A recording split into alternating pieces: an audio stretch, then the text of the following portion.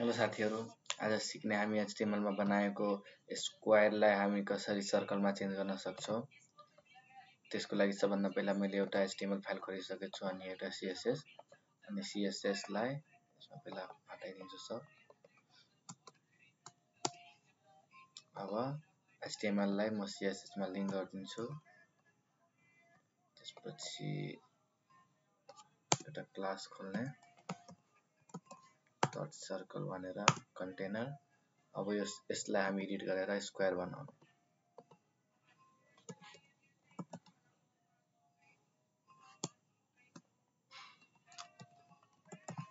Circle यसको width पनि 100 pixel, height पनि 100 pixel राख्दिने।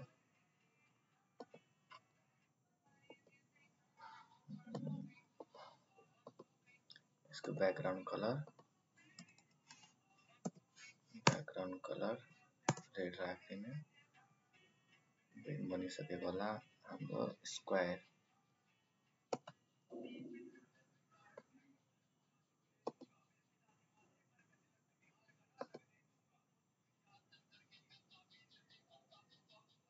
Open with live server।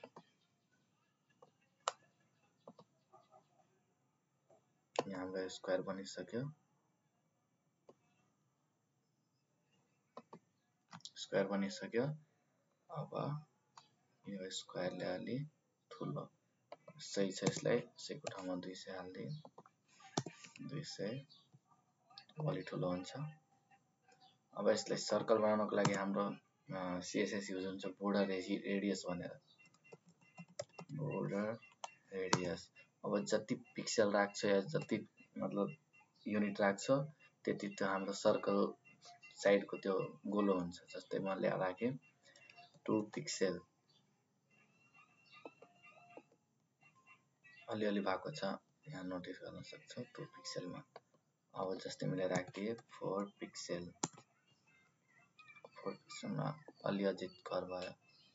यही म अब 10 पिक्सल राख्दिदा यति भयो। 100 पिक्सल राख्दिदा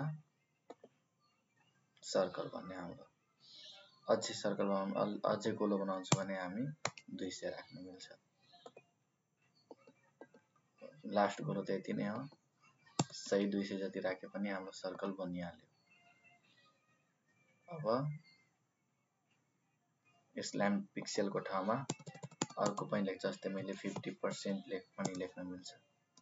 50% लेखिदिए पनि सर्कल बन्छ। 50 को ठाउँमा म 10% लेख्छु अनि यस्तो बन्यो।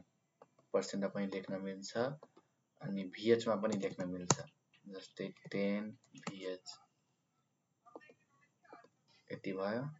यो युनिटहरु हो। 10 को ठाउँमा मैले 70 VH राख्दा सर्कल बन्यो। यही हो हाम्रो सर्कल बनाउने तरिका। यसको भित्र अब केही लेख्दा जस्तै सर्कल यसको भित्र लेखाउँछ। अब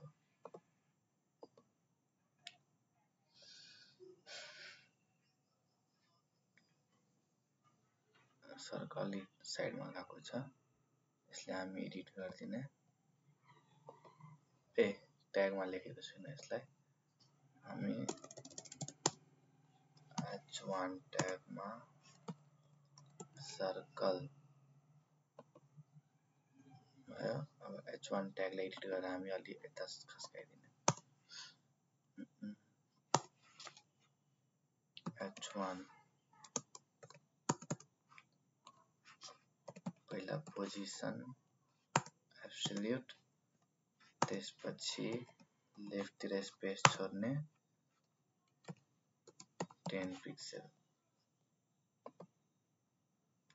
10 कम भयो 20 ले पुग्छ। 20 ले पनि पुगेन 30 ले बल्ल पुग्यो।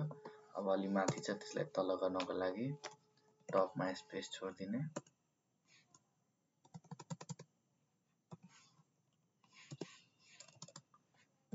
टप